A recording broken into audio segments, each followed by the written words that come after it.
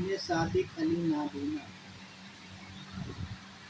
इस वक्त दुखी में हूँ, क्योंकि भारत को फिर से तोड़ने की साजिश रची जा रही है। अभी तक इस गम को भूल गया था, मगर फिर से वही चीज दोहराई जा रही है बीजेपी के द्वारा।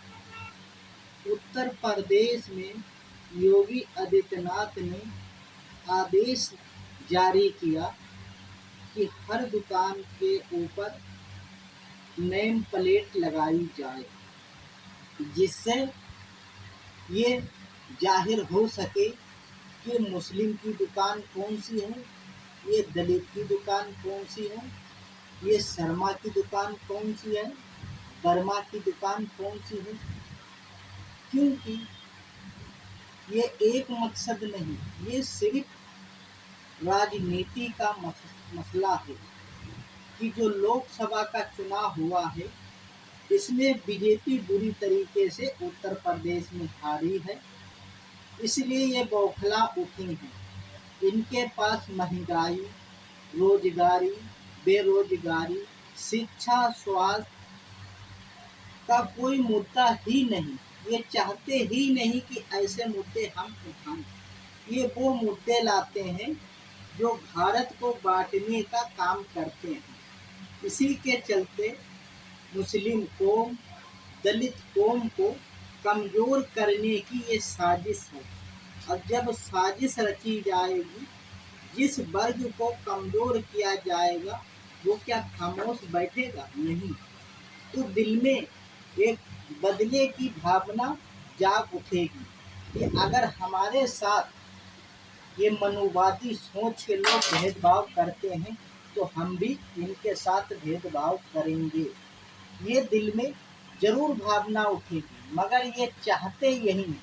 कब तक अपने आप को कंट्रोल रखा जाएगा, ये सबसे बड़ी बात है।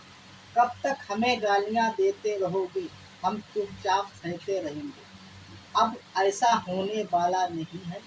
अय मेरे भारत के सभी साथियों, अय मेरे दलित भाइयों, हम सब एकजुट होकर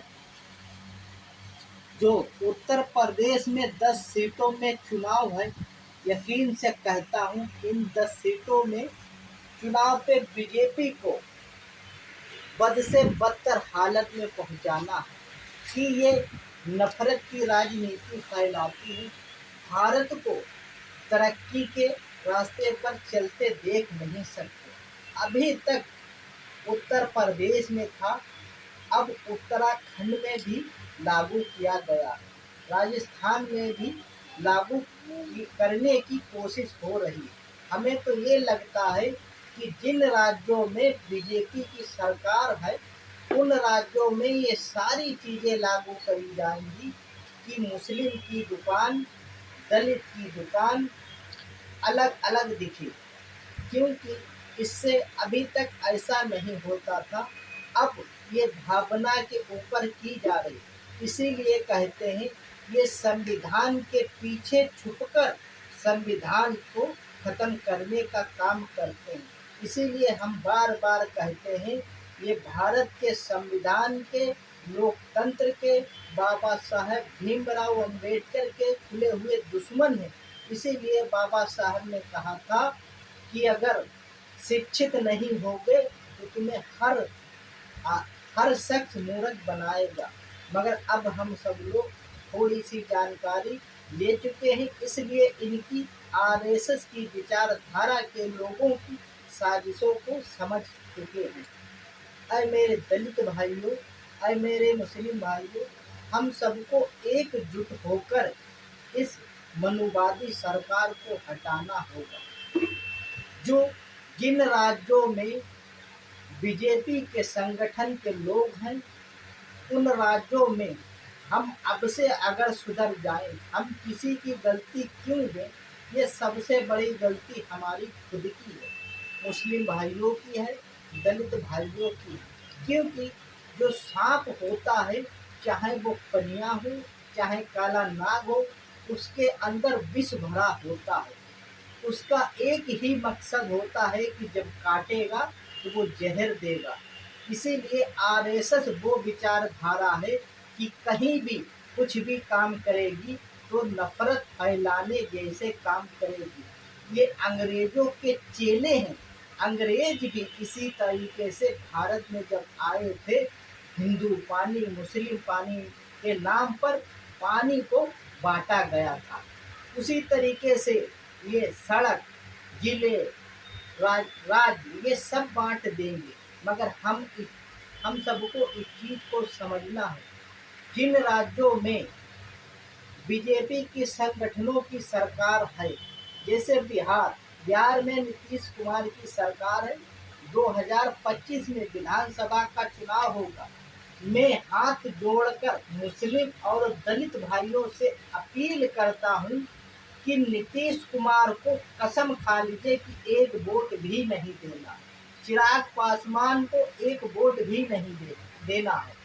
आगे की जो बीजेपी की समर्थन की पार्टियां हैं उनको वोट नहीं देना, क्योंकि ये लोग इस भागीदारी में शामिल हैं। अगर ये शामिल नहीं होते, ये इतना बड़ा भारत का बंटवारा हो रहा है, लोगों को जाति धर्मों में बांटा जा रहा है, ये चुपचाप खाली जुबानबाजी कर रहे हैं।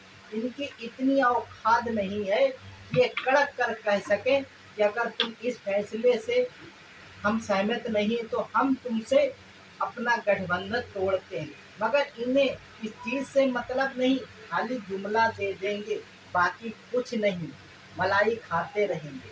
वही चंद्रबाबू नायडू का हाल है। उन्हें सिर्फ मलाई से मतलब है, चाहे मुस्लिम को कमजोर किया जाए, चाहे दलित भाई को हमारे कमजोर किया जाए, उन्हें कोई को मतलब नहीं। हम सबको इस चीज को समझना है। जो बीजेपी के समर्थन में या गठबंधन में पार्टियां हैं उनको वोट नहीं देना है। अगर हमें भारत को बचाना है, बाबा साहेब भीमराव अंबेडकर ये खुले हुए दुश्मन है। मैं बार बार कहता हूँ, इन्हें ना भारत की जनता से मतलब है, चाहे ना मुस्लिम से मतलब है, ना दलित से मतलब है।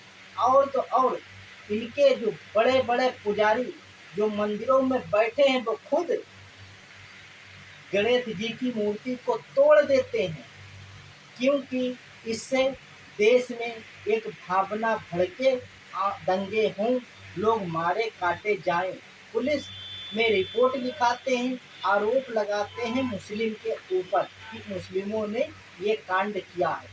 तो इन्हें मालूम है कि जो गणेश जी की मूर्ति है वो पत्थर की है, वो कुछ कर नहीं सकती। तो इसी के चलते हम ये दंगा भड़का सके, मुसलमानों और दलितों में आपसबाजी में लड़ाई करा सके। यही इनकी गंदी साजिश है, चाल है। इस चीज को हमें समझना होगा। हम सभी देशवासियों से एकजुट होकर कहते हैं कि भारत को बचा लो, वरना ये फिर से हम सबको गुलाम कर लेंगे। जैसे अंग्रेज लोग गुलामी करवाते थे, वही ये लोग करवाएंगे। इससे पहले भी हमारे दलित भाई, मुस्लिम भाई, पिछड़े समाज के लोग गुलामी करते थे। जहाँ जहाँ पर देखो, ये कहो कि ये हिंदू के पक्ष में है, नहीं, ये कहीं पर भी नहीं, ये सिर्फ अंग्रेजों के चेले हैं। फूट डालो, राज करो, मलाई ये खुद खाएंगे। हमारे दलित भाई को ना ऊंचे पद पर पहुंचने देंगे, ना उसे शिक्षित होने देंगे, ना उसे डीएम एसडीएम बनने देंगे, ना कलेक्टर बनने देंगे, ना जज बनने देंगे, ना ऊंचा वकील बनने देंगे। यही ये इनकी साजिश है। इसीलिए इन्होंने अंधभक्ति के बड़े बड़े आश्रम खोल दिए कि दलित पिछड़े समाज के लोगों को अंधभक्ति में बांटे रहो और उन्हें इस चीज को करीब मत जाने दो कि किससे हमारा भला होगा, कहाँ से हमारी तरक्की होगी।